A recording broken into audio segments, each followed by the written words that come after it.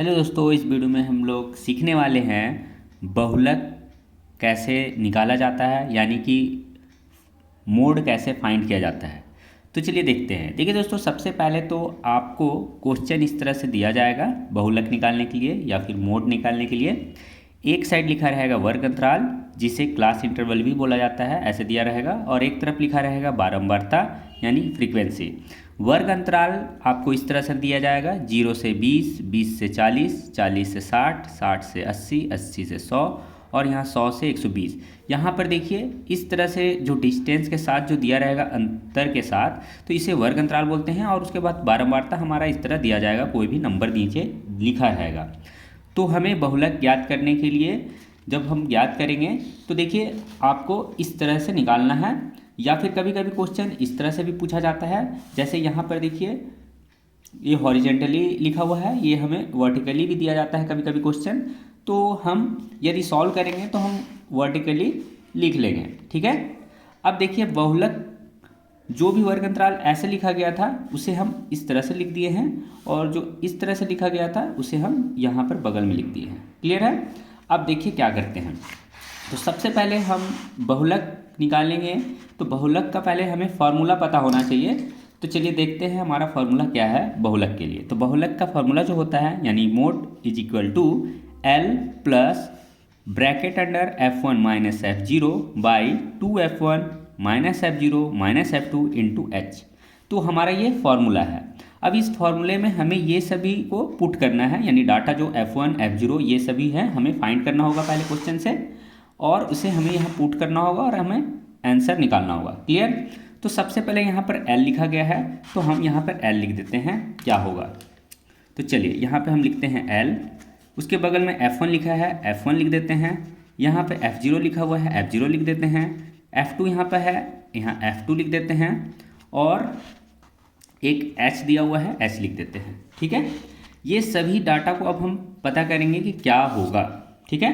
तो देखिए ये जो हमारा दिया गया है, एक तरफ वर्ग अंतराल एक तरफ बारंबारता, तो यहाँ पर देखेंगे हमारा बारंबारता में सबसे जो ज़्यादा नंबर कौन सा है, यानी सबसे हाई वैल्यू कौन सा है। देखिए 10 दिया है, 35 दिया है, 52 दिया है, 52, 61, 38, 29। तो यहाँ पर आप देख सकते हैं कि 61 जो है हमारा सबसे ज़्यादा नंबर है इस सब में, ठीक है। इन सब में सबसे ज़्यादा 61 है, तो हमारा ये F1 हो जाएगा, ठीक है। और ये F1 के ठीक ऊपर वाला जो रहेगा ये F0 होगा, 1 से पहले 0, ठीक है। और 1 जब हम निकाल लिए हैं तो ठीक इसके नीचे वाला जो नंबर होगा ये F2 होगा।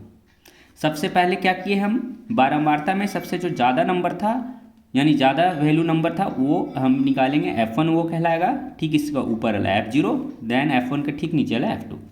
तो अब हम यहाँ पर लिख देते हैं F1 हो गया हमारा 61, F0 हो गया हमारा 52, क्योंकि यहाँ पे इसका ऊपर वाला 52 दिया है, और 61 के नीचे जो 38 है ये हमारा F2 हो गया।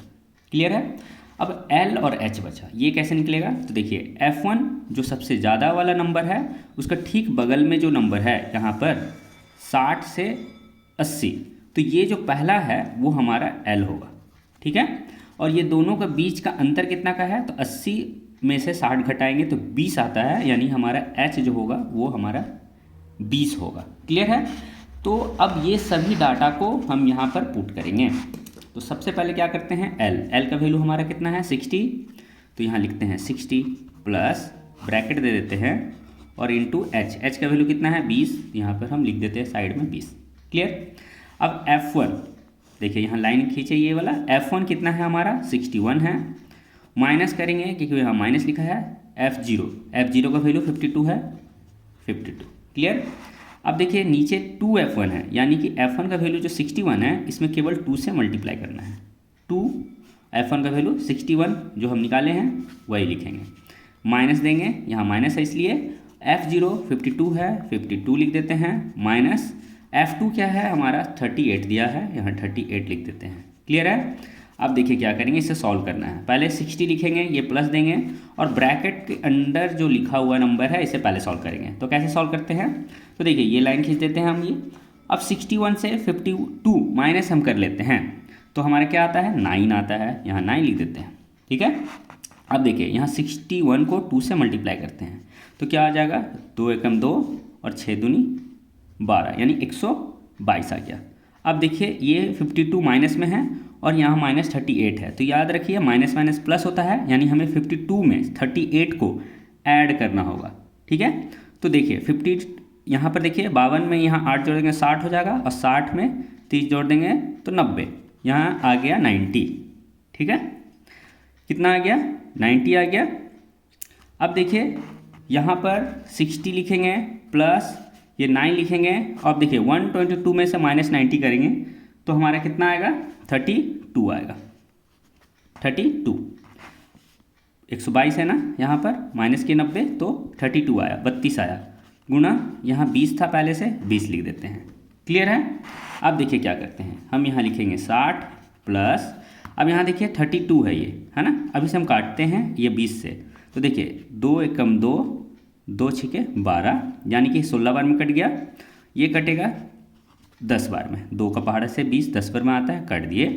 अब देखिए फिर ये 2 से 5 बार में कटेगा और ये 2 कितना बार में, 8 बार में 16 आता है। ठीक है, अब यहाँ 9 बचा और यहाँ 5 बचा, इन दोनों को मल्टीप्लाई करेंगे, 9 बचे 45, नीचे क्या बचा हमारा 8 बचा। क्लियर है।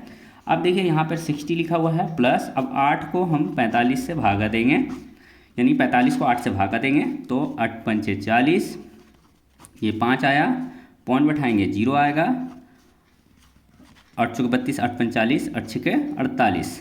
ठीक है, 2 उतरा, पॉइंट बैठा हुआ है तो यहाँ पे 0 आ जाएगा और 8 दूनी 16 यानी हमारा आया 5.62 आया। क्लियर है। अब 60 में 5.62 ऐड करेंगे तो हमारा आएगा 65.62, ये हमारा फाइनल आंसर हो जाएगा। तो हमें आंसर क्या होगा 65.62, या फिर हम यहाँ पर और आगे भी बढ़ेंगे तो हमारा देखिए क्या आएगा, 0 5 बार में कट जाएगा, तो यानी हम यहाँ पे 5 बार में लास्ट में कर सकते हैं, यानी कि 5.62 या फिर 5.625 तक भी जा सकते हैं। ठीक है, और इसमें 5 को 60 से ऐड किए 65 पॉइंट आ गया, 65 आ गया और इधर का पॉइंट था इधर लिख दिए, तो हमारे इस तरह आंसर आ जाता है। तो बहुलक बहुत ईजी था ज्ञात करना, ये क्लास 10th के स्टूडेंट के लिए बहुत इंपॉर्टेंट है, तो ज़रूर इस वीडियो को अच्छा से देखिएगा और समझिएगा बहुलक निकालना, ताकि आप एग्जाम में अच्छा मार्क्स ला पाएँ। मिलते हैं इसी तरह के इन्फॉर्मेटिव एजुकेशनल वीडियो में। Thanks for watching.